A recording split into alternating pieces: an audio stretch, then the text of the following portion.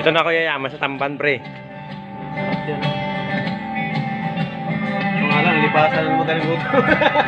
Yun lang. Wala eh, tanghali na tayo nakadaong eh.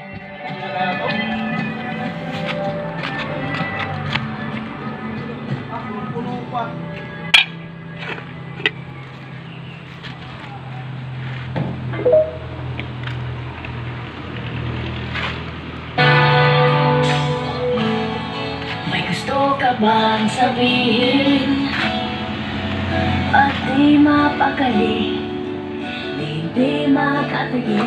Sana huwag mo na tong palipasin at subukan utasin sa mga sinabi mo na ibang